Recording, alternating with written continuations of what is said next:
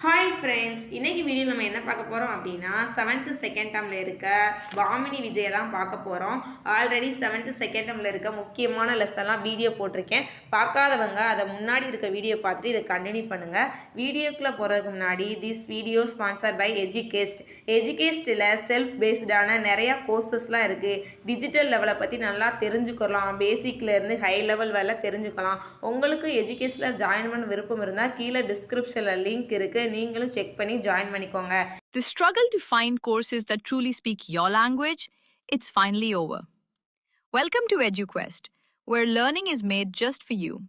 At EduQuest, we bring you a wide range of online courses, from career building programs to skill boosting masterclasses, all in your regional language.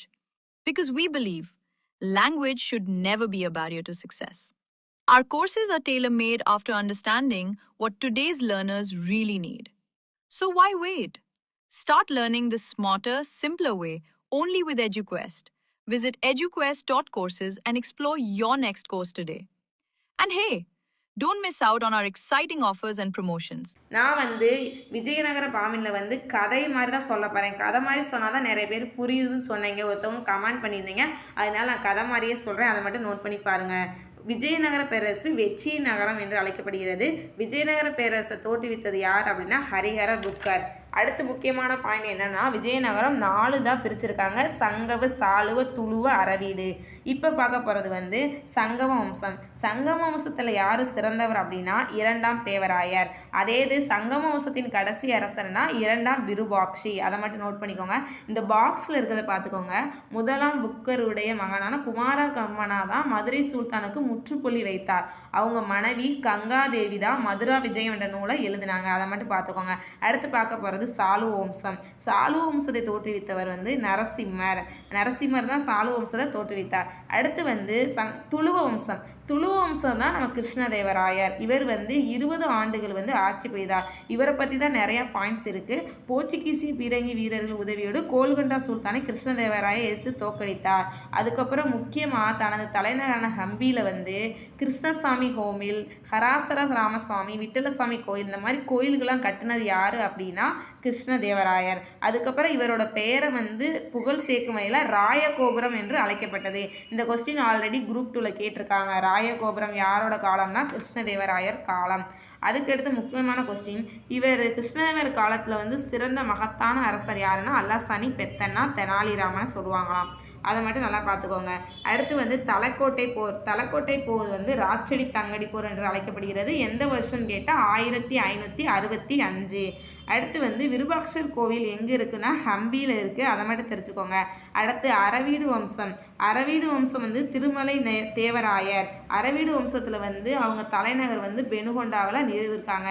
அதுக்கப்புறம் கிருஷ்ணதேவராயோட அரசு விஜயநகர அரசு 1646 வீழ்ச்சி அடிச்சிருச்சு.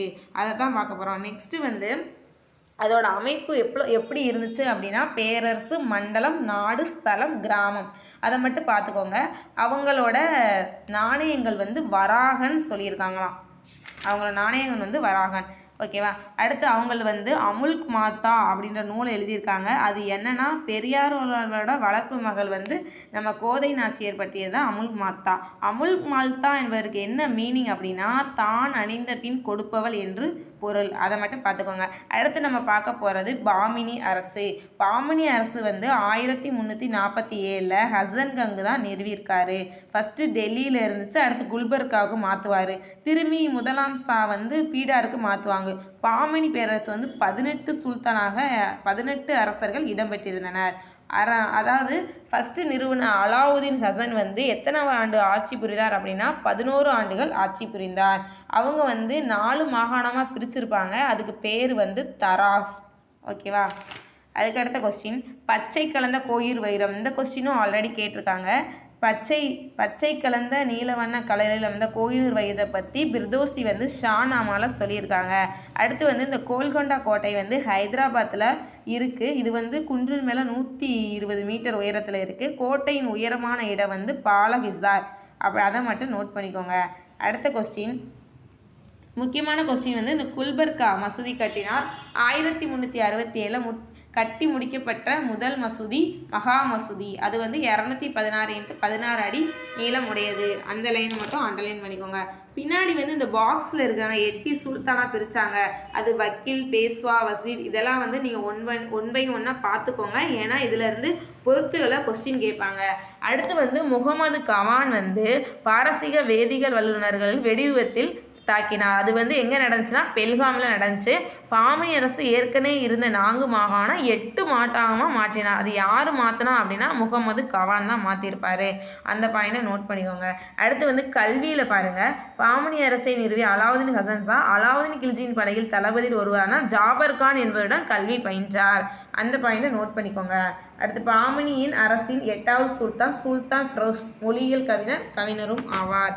கடைசி point வந்து பீடாரில் தான் அந்த உலக புகழ்பெற்ற கல்வி நிலையம் நிறுவுவாங்க. அது 3000 கையெழுத்து பிரதிநிலை கொண்டது. அவ்வளோதான் ஃப்ரெண்ட்ஸ், இந்த வீடியோ இதோட முடிஞ்சு. உங்களுக்கு என்னோடய வீடியோ பிடிச்சுன்னா லைக் பண்ணுங்கள், ஷேர் பண்ணுங்கள், கமெண்ட் பண்ணுங்கள். முக்கியமாக உங்கள் ஃப்ரெண்ட்ஸ் யாராச்சும் டிஎன்பிசி படிக்கிறாங்களா அவங்களுக்கு என்னோடய வீடியோவை ஷேர் பண்ணுங்கள். ஓகே ஃப்ரெண்ட்ஸ், பாய்.